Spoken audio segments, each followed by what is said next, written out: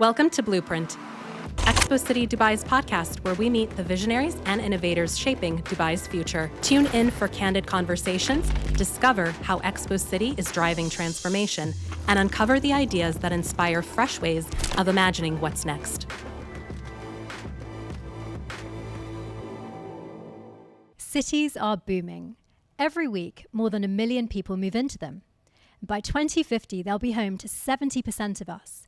Change at that scale demands bold ideas, fresh thinking, and urgent action.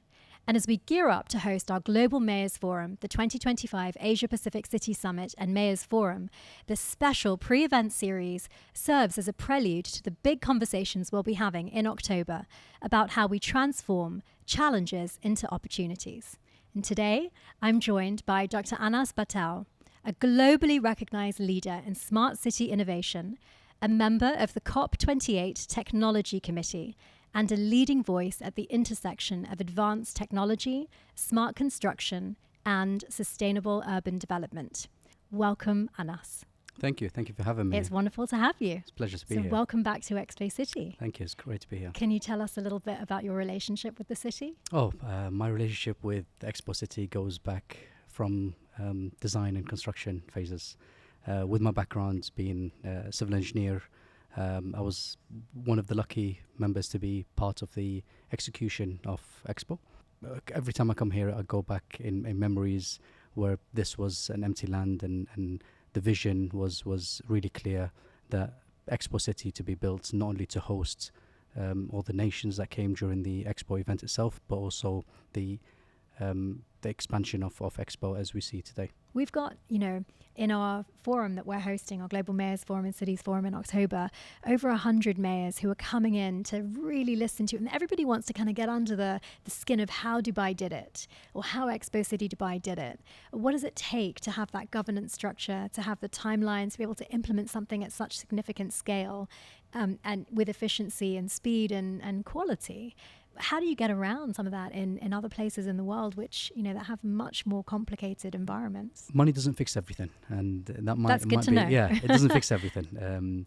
You might think, if you got a problem, you just got to throw a bit of money on it and that would fix it. But we've seen over and over again, it doesn't do that. Yes, it does help, don't get me wrong. Yeah. But vision really is the way forwards. Yeah.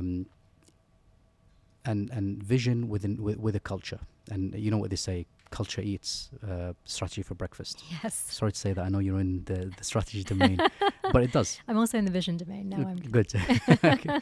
So it, as I said earlier, within Expo, the best thing that we had was a clear vision, and that clear vision really created that culture that we wanted. Absolutely. I think we're blessed in the country with having an exceptional visionary leadership that just sees everything right through till the end. One of the other sort of the big topics of conversation that Expo City Dubai will be hosting in October, and that we know is on every city's minds as we've interacted with other cities around the world, is swapping knowledge and exchanging sort of best practice around data management, but other sort of successes and shared experiences around challenges too.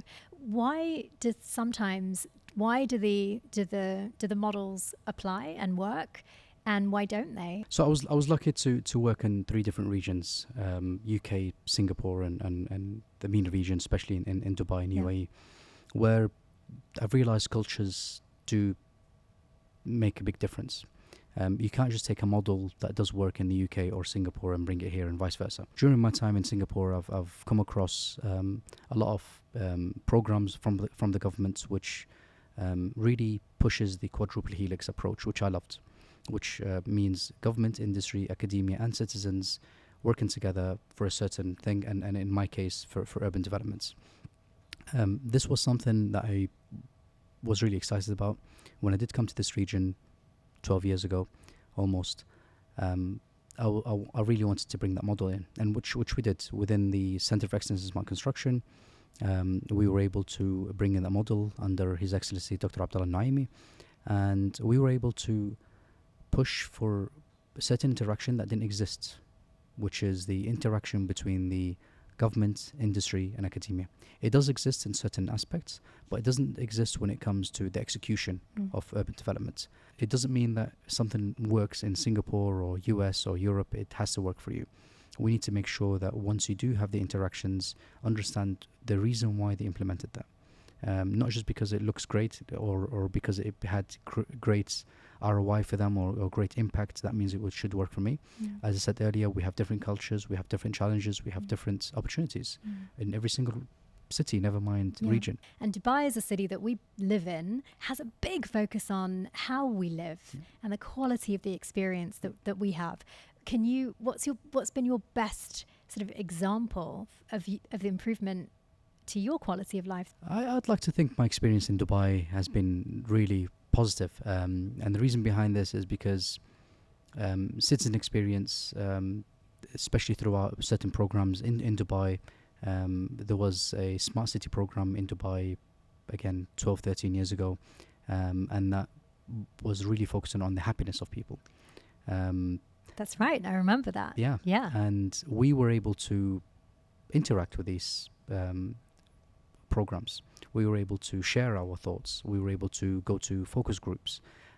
I was a very talkative person in these focus groups. Maybe they didn't like me so much being involved, but there was a way to interact and really come up with ideas. I remember the focus groups were focusing on different types of citizens. You've got citizens they're still called citizens, who tend to come here for a few years and leave as expats. Some of us come here even as expats and call this place home. And be here for 10 and 15 and 20 years and beyond. And what really caught my eye was the need to make sure that everyone was happy. Happiness criteria that people were looking at is really the psychology side of things. How can you be impacted? How can you, even if you are an expat here, you're probably going to work long hours.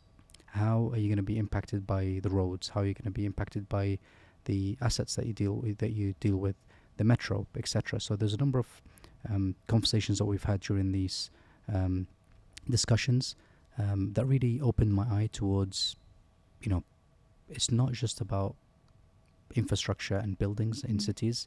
It's really about the soul of these cities. So as a practitioner, what does human centricity mean to you? Because at Expo City Dubai, we claim, we aspire, we hope to be a place that is really human centric. But that has a whole host of its own connotations. So how do you interpret what that means? For me, people centricity really focuses on, first of all, accessibility and I'm not just talking about people with determination, but anyone else that wants to visit or call Dubai home, they need to feel like as if this building is designed for them.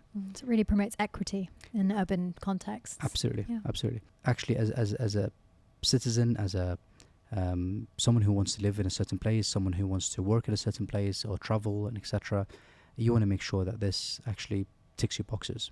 You don't want to just come to a space that you feel that it's been designed for anyone and everyone, which it is, but in the same time you want to feel like home. Yeah, and I definitely think that that's the way people respond.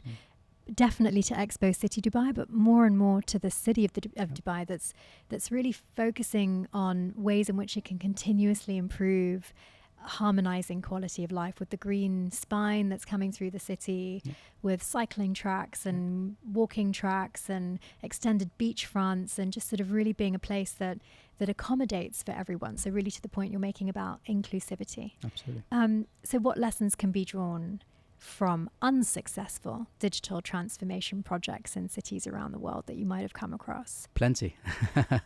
But that's part of digital transformation in general. Sometimes you have to do it fast and fail fast, because we can't claim that we've had certain achievements without having the ability and understanding that we might fail. So yes, I can gladly say that I've been involved in projects or initiatives that might have not been 100% successful, and the reason behind this is because, first of all, technology does develop quite quick. It's quicker than us sometimes, and we need to make sure that we are on top of the game. And so you need to make decisions sometimes, say this is the kind of technology I need to use with the ability to be future proof.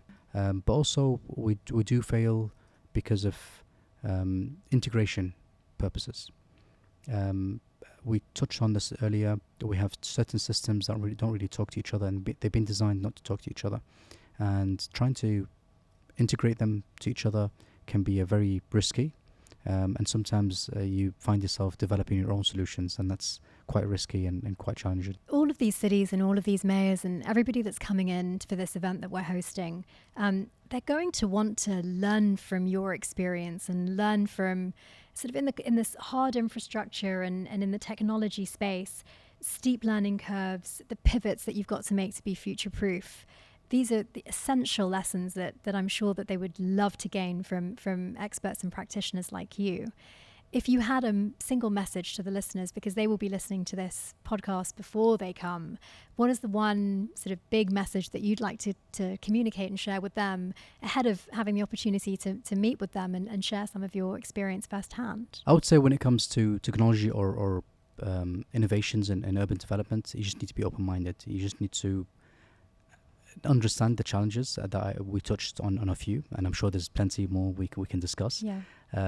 But just be open-minded and just have the right vision in place. I keep talking about vision and culture because that is the way that you can really transform and you can really change things. I would like to say that it's not always the developed countries, the North Star. Yes, there is certain solutions that's been developed in these developed countries, but in the developing countries themselves, there's some really good practices that we can learn from each other as well. That's incredible. Do you have time for one personal question? Sure. Do you have a personal motto that you live by? For me, it's all about blueprints. You need to... Very nice. Yeah. Just leaving the right blueprint. There's certain initiatives and programs I've been very lucky to be involved in them, but sometimes you have to choose what kind of programs you need to be involved in order to leave your blueprint somewhere. Yeah. And I echo and I appreciate and I love what you said about the right vision, about having the right culture and being open-minded. Yeah. And if that isn't a great blueprint, then I don't know what is. Absolutely. Anas, thank you so much Pleasure. for joining us today. Thank you for having me. It's been wonderful having this conversation with you. The conversation doesn't end here. We'll be diving much deeper into these topics at our global gathering of mayors and cities right here at Expo City Dubai. So if you haven't registered yet, please check out the link in the description below the video for details and join us this October. Thank you so much. Thank and you. see you next episode.